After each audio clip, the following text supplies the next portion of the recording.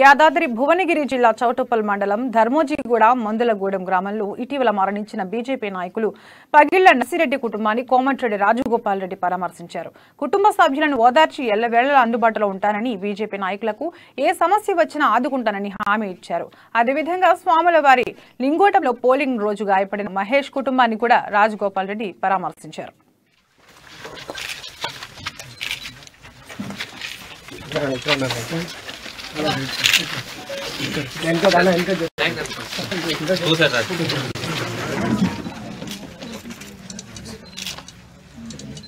Okay sir.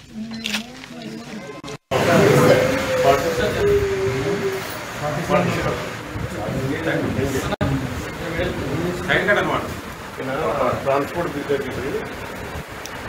ఉండేది ఇక్కడేనా? హైదరాబాద్లో ఉండేది.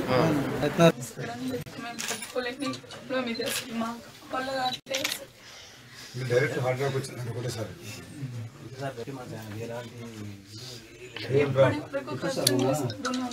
హెల్త్ ఇష్యూస్ ఏం లేవు.